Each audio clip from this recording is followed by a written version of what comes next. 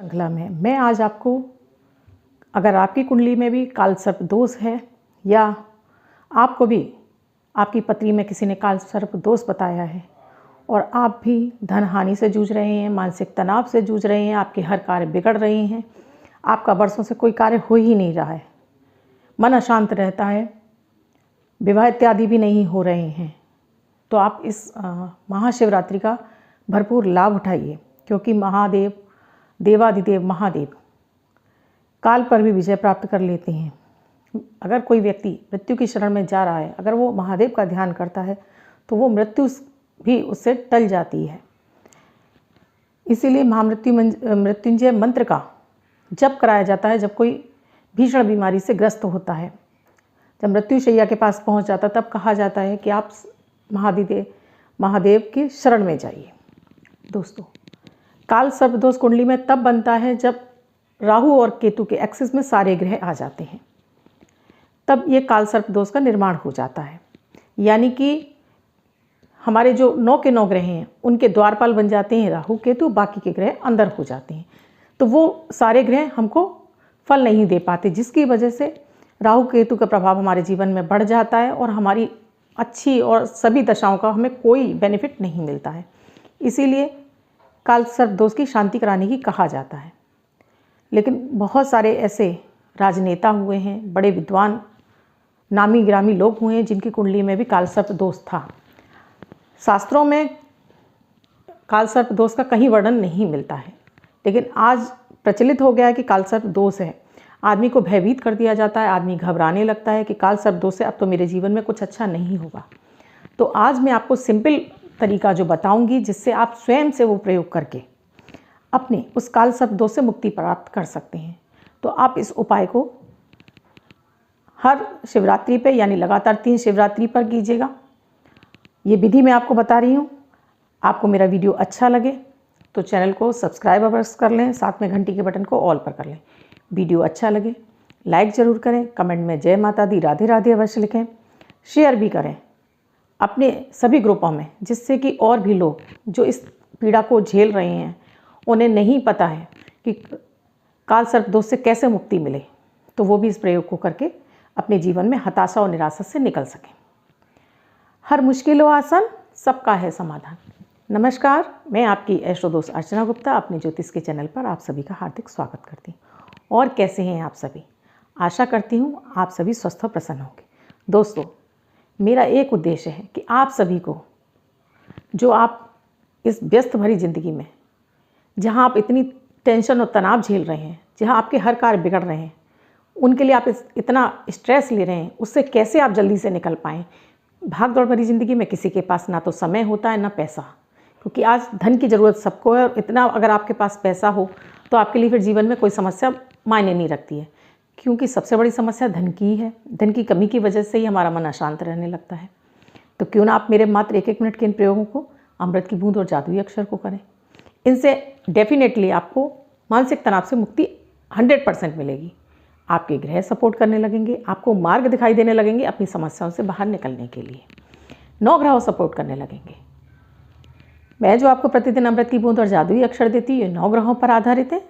प्रतिदिन की ग्रह परिस्थितियों के आधार पर इन प्रयोगों को तैयार किया जाता है।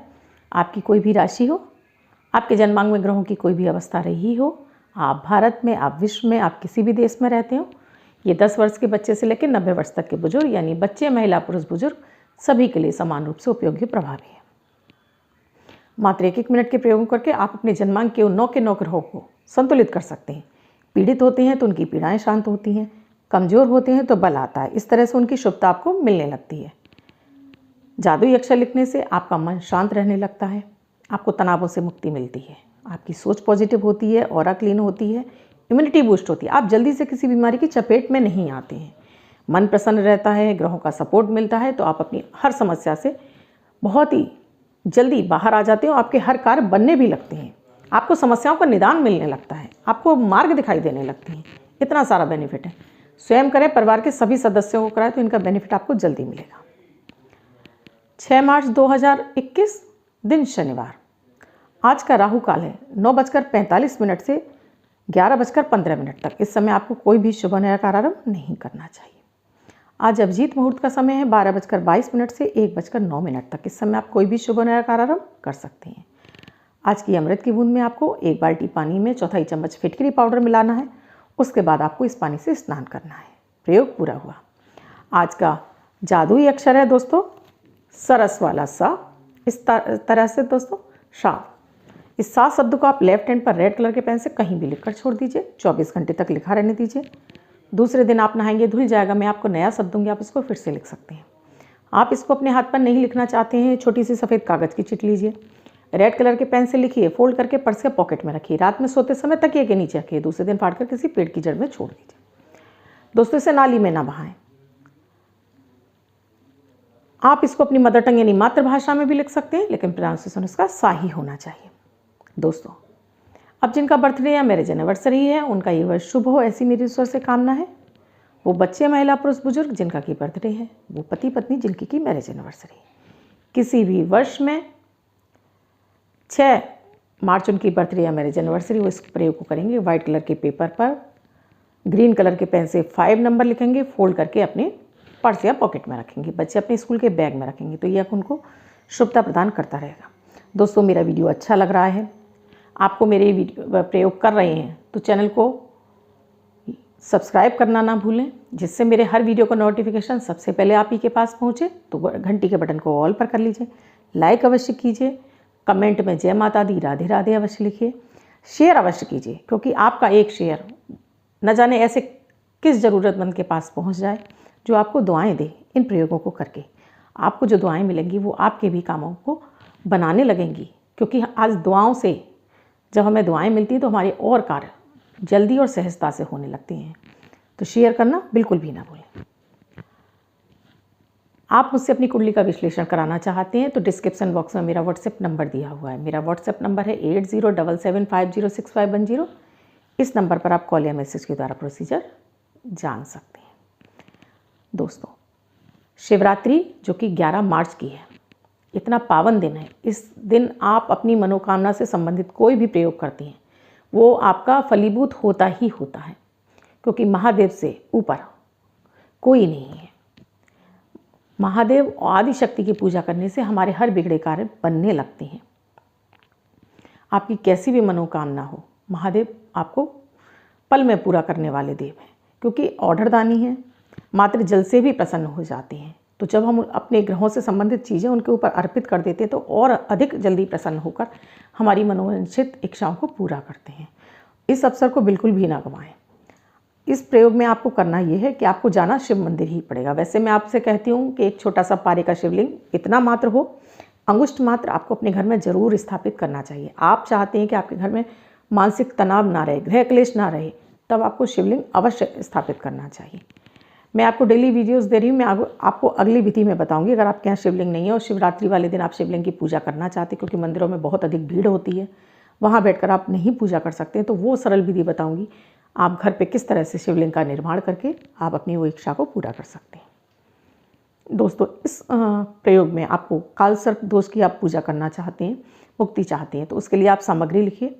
आपको इसमें 1 लोटा दूध चाहिए, जो कि तांबे के लोटे में नहीं होना चाहिए। वो पीतल के में हो, चांदी के में हो, स्टील के में हो, लेकिन तांबे में बिल्कुल ना हो।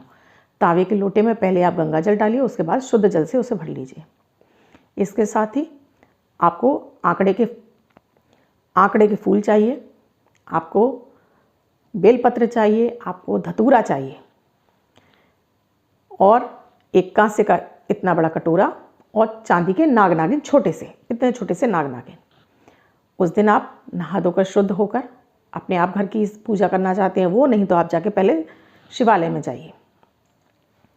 शिवालय में जाने के लिए आपको पहले से सूजी का हलवा तैयार करना है, शुद्ध देसी घी से, और जिसमें पानी की जगह आपको दूध को इस्तेमाल करना है। शुद्ध देसी घी का हलवा बनाएंगे आप सूजी का, उसमें दूध की जगह आप पानी की जगह प्लीज़ दूध को इस्तेमाल करेंगे।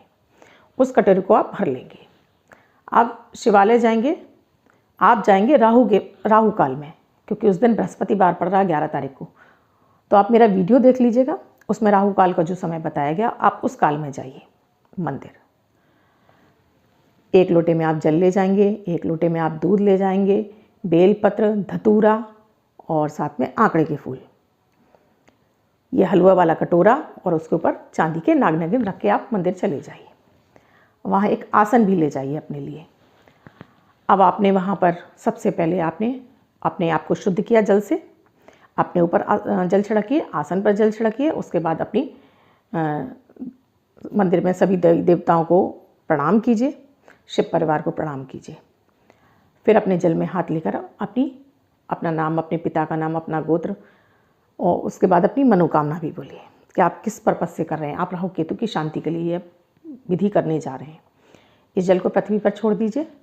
अब केवल नमः शिवाय का ही जाप किया, आपको ओम नहीं लगाना है। आप केवल नमः शिवाय पंचाक्षरी मंत्र से ही आप पूजा कीजिए, क्योंकि आपको मैं अगर कोई और मंत्र देती हूँ वो आप जल्दी से इजीली नहीं कर पाएंगे। पंचाक्षरी मंत्र सिद्ध मंत्र है, इसके लिए ना कोई जप की संख्या है, कुछ नहीं। आप इसको जितना अधिक से अधिक जप सकते हैं उतना कीजिए। पहले आप शिवलिंग पर नमः शिवाय का रटन आपको बंद नहीं करना है। अपनी मनोकामना आपने बोल दी है, अपने जीवन की सारी समस्याएं बोल दीजिए पहले ही, उसके बाद इसको शुरू कीजिए। तो नमः शिवाय आपकी क्रम टूटना नहीं चाहिए। आपको किसी पे ध्यान देने की ज़रूरत नहीं, मंदिर में कौन आ रहा है कौन जा रहा है, सिर्फ आप अपनी पूजा में मग्न रहिए। पहले आप जल चढ़ाएंगे, नमः शिवाय का जाप चालू रखेंगे, थोड़ा सा जल चढ़ाएंगे। उसके बाद फिर आप दूध वाला जल चढ़ाएंगे, दूध मिश्रित वाला लोटा पूरा चढ़ा देंगे। उसके बाद फिर आप सादा जल चढ़ाएंगे। अब आप बेलपत्र का चिकना वाला हिस्सा यानी कि उसको उल्टा करके आप शिवलिंग पर चढ़ाएंगे, धतूरा चढ़ाएंगे, साथ में आप आंकड़े के फूल चढ़ाएंगे।